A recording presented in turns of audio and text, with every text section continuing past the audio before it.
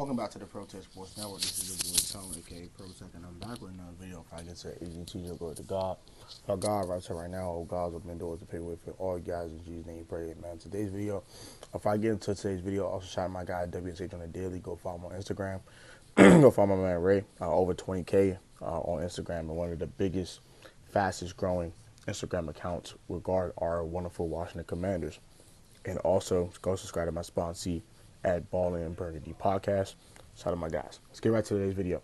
So, Ron Rivera, we're talking about the quarterback situation in Washington and after the loss, and my thoughts on what should happen and what Ron Rivera said today.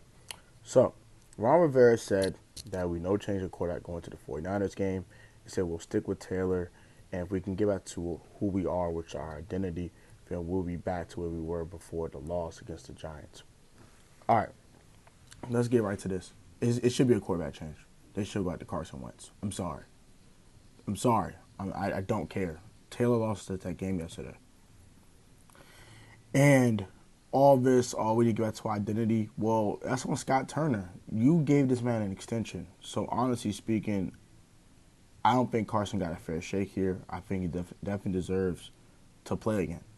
He seems like he's healthy, and he should be ready to play. So, I'd rather put Wentz back in there and try the same thing we tried with Taylor, but with a bigger arm and a higher ceiling at quarterback than a guy in Taylor Heinicke who has a very high floor because he knows the offense, but has a very low ceiling because of his arm strength. Now, he did throw a nice pass at Jahan Dotson, but Jahan made a huge play on the ball. That was sort of underthrown by Taylor, and he put all of it he had into that throw to make that throw. Wentz throws that in stride, that's a touchdown. Sorry, not sorry. There's a play where Jahan Dotson is wide open. Taylor has enough time to throw it, but doesn't see Jahan, and the next thing you know, he gets sacked. It's just certain things that I saw in the Giants game, and I would have been seeing throughout Taylor Heinicke's second stint as the starter, that has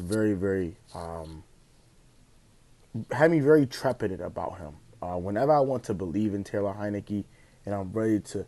I was in the stands screaming Heinicke. I want Taylor to succeed, but every time I place my belief in him, he fails. I'm tired of it. I can't take it no more. I can't. I'd rather fail the $20 million man. You're paying him the money, get him out there and go play the games. Period. You traded for him. Let him finish the season out. See what you can do differently with Carson that you can't do with Taylor. You're sticking with Taylor. Why? So he can get killed in the 49ers game? Is that what you're trying to do? You're trying to get Taylor Heinicke killed? Come on, bro. Like, let's stop the crap. Stop this, man. We're not going to get anywhere unless we have a quarterback who's going to make all the throws. And Taylor, as solid as he's been at times, he's been a detriment at times. And we have won in spite of him, like I've been explaining, the last 7 weeks or so. We have been winning in spite of Taylor Heinicke, and definitely has reared his ugly head last night. He fumbles in the end zone, costs us 7 points for the Giants, and then fumbles again. That costs us a potential field goal. That's 10 points. We lose the game because of that. I'm not saying Carson Wentz is perfect. No. The Cowboys game was awful he started this year. The Eagles game was awful this year. But I see when Carson Wentz has protection,